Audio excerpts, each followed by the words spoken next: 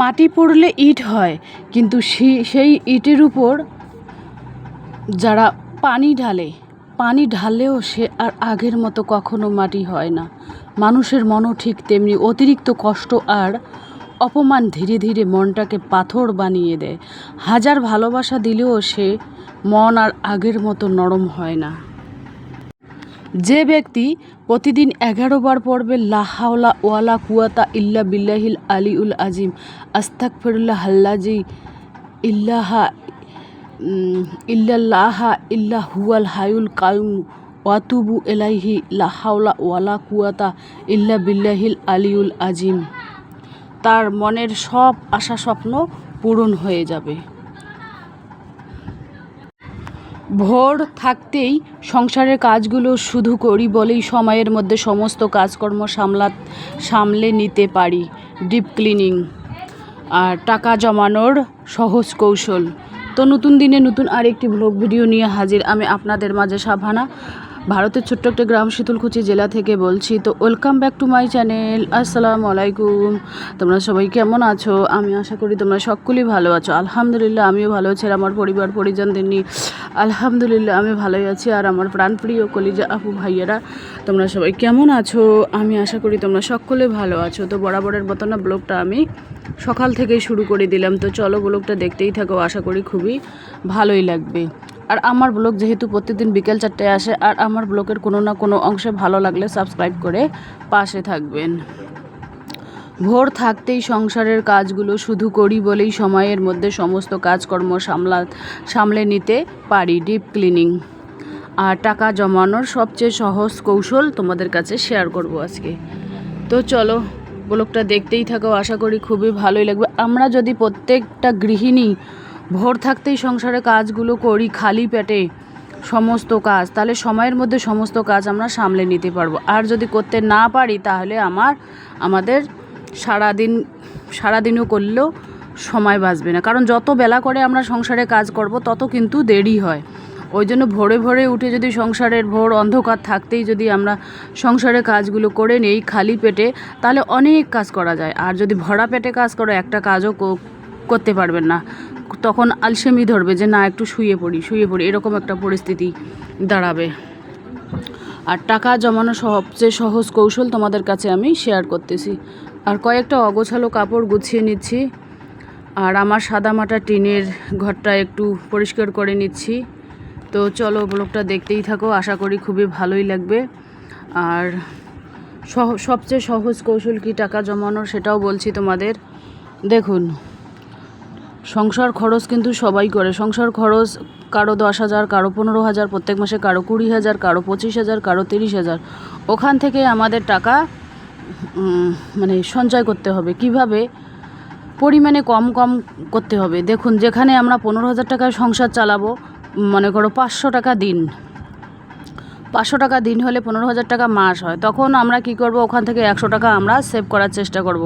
তাহলে 400 টাকা দিয়ে আমাদের সংসারটা পরিচালনা হবে, মেনটেন হয়ে যাবে। 100 টাকা বাঁচা মানে বিশাল ব্যাপার, 3,000 টাকা সেভ। আর 200 টাকা যদি আমরা সেভ করতে পারি তাহলে হচ্ছে কত, 6,000 টাকা আমরা সেভ করতে পারবো, সঞ্চয় করতে পারবো। এই সহজ কৌশলগুলো যদি তোমরা জানতে পারো তাহলে খুব সুন্দরভাবে তোমরাও টাকা সঞ্চয় করতে পারবে। আর আমি কিন্তু এই সহজ কৌশলগুলো অবলম্বন করি, তোমরাও অবলম্বন করতে পারো। আর 10 টাকা হোক 10 টাকা করে, যদি প্রথমে কিন্তু খুবই কঠিন হবে টাকা সঞ্চয় করার কৌশল। প্রথমে 10 টাকা করে রাখার চেষ্টা করো, তাহলে 300 টাকা মাস হবে। তারপরে 20 টাকা রাখার চেষ্টা করো, তাহলে হবে 600 টাকা মাস। তারপরে ধীরে ধীরে 50 টাকা করো, তারপরে 100 টাকা করো। এভাবে ধীরে ধীরে অ্যামাউন্টটাকে বাড়াতে হবে।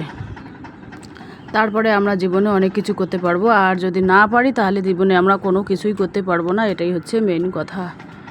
তো চলো ব্লগটা দেখতেই থাকো, আশা করি খুবই ভালোই লাগবে। এই যে দেখুন, টাকা আমি কোনোদিন 100 টাকা সঞ্চয় করি, কোনোদিন 200 টাকাও সঞ্চয় করি, কোনোদিন 50 টাকা, কোনোদিন 20 টাকা। যেদিন যেরকম হয় সেদিন সেরকমভাবে আমি সঞ্চয় করার চেষ্টা করি, কারণ ইনকামের উপর সমস্ত কিছু নির্ভর করে। তো চলো এবার আমার সাদামাটা টেবিলটা একটু গুছিয়ে নেব, কারণ জানোই তো আমাদের বাসা হলো মেইন রোডের পাশেই, তো ধুলোবালি সবসময় লেগেই থাকে। তো ভাবলাম যে না, একটু মোছামুছি করে নেই। প্রত্যেক দিনে ক্যামেরার সামনে হোক আর অফ ক্যামেরায় হোক আমি একবার হলো মোছামুছি পরিষ্কার করার চেষ্টা করি আর কি। তো টেবিলটা এভাবে আর কি মুছে নিচ্ছি। আর টাকা রাখার মাটির ব্যাঙগুলো এভাবে আমি পরিষ্কার করে নিচ্ছি আলহামদুলিল্লাহ। তো যাই হোক, প্রচণ্ড গরম পড়েছে, কি বলবো। কালকে রাত্রিবেলা বৃষ্টি হয়েছে, মানে বলতেই পারি না। রাত্রিবেলা যে কাল বৃষ্টি হয়েছে আমি বলতেই পারি না। সকালবেলায় উঠে দেখি ওখানে একটা গামলি বসে দিয়েছে, গামলিটা একটু মানে ছোট্ট একটা গামলি বসিয়ে দিয়েছি, ভর্তি হয়ে গেছে। আমি এবার থেকে রাত্রিবেলা বড় একটা গামলি আছে, ওটা বসিয়ে রাখবো। ওটা বসিয়ে রাখলে কি হবে, এক গামলি পানি হবে, ওই পানি দিয়ে আমার বাসন কোসন ধোয়া হয়েও পানিটা বাঁচবে। মানে বড় গামলার এক গামলা যদি পানি হয় তাহলে আমার 2 বার বাসন ধোয়া হয়।